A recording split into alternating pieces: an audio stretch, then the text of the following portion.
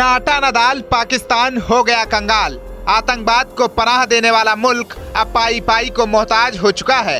Tax में बढ़ोतरी हो रही है, महंगाई आसमान में है, जनता त्राहिमाम त्राहिमाम कर रही है। शहबाज शरीफ कुर्सी बचाने के लिए एड़ी चोटी का जोर लगा रहे हैं, लेकिन मुल्क के हालात इतने बुरे हो चुके हैं कि अब कोई भी रास्ता नहीं दिखाई दे रहा है। बस देश में कोने कोने में जनता खाने के लिए दाने की तलाश कर रही है। खुद को पाकिस्तान का सदाबहार दोस्त बताने वाला चीन और ज्यादा लोन देने से आनाकानी कर रहा है। चीन ने अभी पाकिस्तान को 30 अरब डॉलर से ज्यादा का लोन दे रखा है।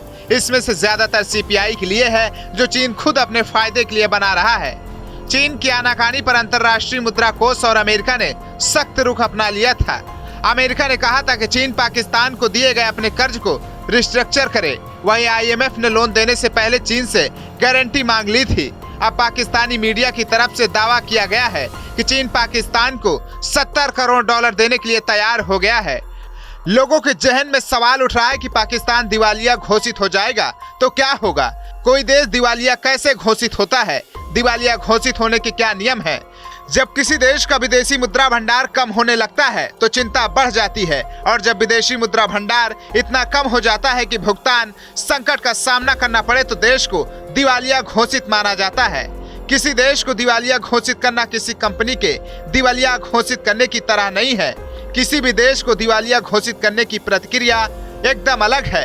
वैसे तो जब कोई अपने देनदारों को कर्ज का पैसा नहीं चुका पाता तो उसे दिवालिया कहा जाता है।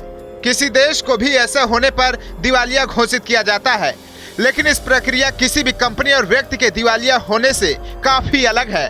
बता दें कि किसी देश को दिवालिया घोषित करने में एक साथ कई आर्थिक ताकतें कम करती हैं। पाकिस्तान पूरी तरह से कंगाल हो चुका है, लेकिन अभी उसकी मदद करने वाले कुछ देश बाकी हैं। अगर कोई देश दिवालिया हो जाता है तो उसे देश में राजनीति अस्थिरता आना तय माना जाता है। महंगाई और बेरोजगारी बढ़ने से लोग परेशान हो जाते हैं। ज्यादातर लोग देश छोड़कर भागने लगते हैं। लोग बैंकों से पैसा निकालने लगते हैं। ऐसे में सरकार सबसे पहले बैंकों पर कंट्रोल करती है और पैसे के लेन देन को सीमित करती है। कई बार तो सरकार बैंकों से पैसे के ट्रांसफर पर भी रोक लगा देती है। अगर कोई देश दिवालिया घोषित हो जाता है तो कोई भी देश या संस्थान पैसे वापस मांगने के लिए धमकी नहीं दे सकता है। अगर कोई देश दिवालिया घोषित हो जाता है तो विदेशों में मौजूद उसकी प्रॉपर्टी की बोली लग जाती है, वो भी उसकी सहमति से। इसके बाद इन पैसों से नुकसान की भरपाई की जाती है। हालांकि किसी भी देश के कर्ज की भरपाई के बहुत छोटी रकम होती है।